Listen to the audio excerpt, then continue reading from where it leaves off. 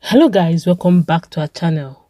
After the Sars and SWAT, we are back to the business of the day, and this time around I'm afraid Nigerians will not like this news at all, as the federal government is back at looking at so many things, including regulating the social media, the very tool with which Sars went viral. I'm talking about Sars protest. But before we go into the news proper to see what is going on right now and the plans of federal government as at this issue as at now, like it, subscribe to our channel by clicking on the red subscribe button. Beside it, you see a bell notification icon. Please go ahead, click on it to get notified as soon as we update our channel on YouTube. Well, the federal government has warned that Nigeria is sitting on a keg of gunpowder if the issue of fake news is not urgently addressed, insisting on the regulation of social media in the country. The House of Representatives has, however, warned against clamping down on free speech and press freedom. The Minister of Information and Culture, Lai Mohammad, and the House Committee on Information, National Orientation, Ethics and Values were sharply divided on the matter as at today. Mohammed had appeared before the committee to defend the 2021 budget proposed by his ministry. The minister, while responding to questions from members of the committee, noted that the next war to be fought in the country and across the world might be the fight of the social media, making reference to the ongoing #EndSARS protest. Mohammed stated that the government was not seeking to shut down social media space in the country because the social media has come to stay. He, however, stressed the need to have a policy that regulates social media and check fake news and misinformation. He said, the biggest challenge facing Nigeria today is fake news and misinformation. Based on that, we dedicated an entire National Council on Information's meeting to that issue, after which we launched a national campaign against fake news in July 2018, some 2 years ago. He now said then that the next war will be fought without a shot being fired, but with the use of fake news. We didn't stop there. We went on a tour of all media houses to solicit their support in the fight against fake news. We launched the campaign to regulate social media, which was bitterly contested by the stakeholders. We kept saying that if we don't regulate social media, it will destroy us. Social media and fake news will not destroy Nigeria. The recent #EndSARS war was fought on social media. They mobilized using the social media. The world today revolves around two things: smartphone and data. And those young men don't even watch television or listen to radio or read newspapers. You'll be shocked that when you start arguing with your children, they'll be quoting the social media. So we need a social media policy in Nigeria. We need to empower the various agencies, and we need technology to be able to regulate the social media. Members of the committee, however, cautioned the minister. A member, Emmanuel Oghene, warned against any attempt to shut down the social media in the country, saying the action would be counterproductive and would make the youth to believe that there is an attempt to truncate democracy in the country. Oghene stated that it would be wrong to always look at the negative sides of the social media at times without mentioning the good sides. Look, the truth of the matter is, I would have advised, personal opinion, that Lai Mohammad, the Minister of Culture and Information, should not go to that social media bill now. If he goes there, this country will catch fire. Because right now, as we speak, we are still coming out of #EndSARS and SWAT. We all saw the level of videos that came online on social media. Most of the videos that we saw that caused Nigerians to scream and shout didn't even come out from media houses.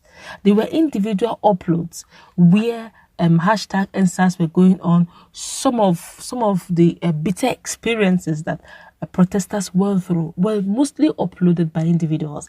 Imagine if there was a clampdown on social media and people were not allowed freedom to express their emotions, freedom to express themselves within the confines of the law. I don't think even this issue of palliative being discovered, Nigerians wouldn't have seen it. It wouldn't have been viral. The first palliative was discovered were in Lagos. A lot of persons went on using their social media handles. They used their smartphones to record the looting that went, that wanton looting or the palliatives that were taken away from some of those states, particularly in Lagos State. It moved down to Osun. People in Osun uploaded the videos. It moved down to Cross River. It moved down to Yola. It moved down to Abuja. They kept on discovering palliative upon. They became a rain of palliative. And most people who uploaded some of those videos first were never media houses. In fact, they were individuals.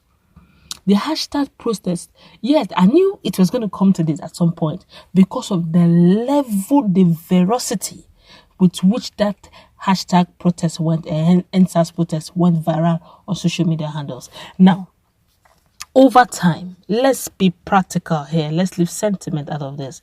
Each time Nigerians want to go out on protest, somehow along the line, the security guys will not even allow protesters to go on the social media and go on the streets to protest. To a great extent, people started wondering, is protest against the policy or against the democracy of Nigeria?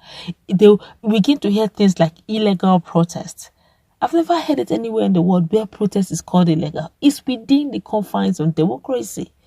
But in Nigeria, a lot of politicians termed it illegal. They say it's illegal protest. For that reason, if you're caught protesting, you'll be arrested.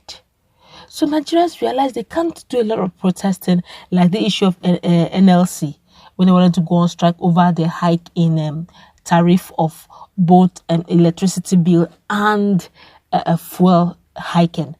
NLC had to at some point they had to bring legal injunction, court injunction to stop NLC from going on strike, as in court injunction for NLC, Nigerian Labour Congress, that is always known over the years to use strike or protest as their last form of resort, especially in strike situations where strike becomes the last resort.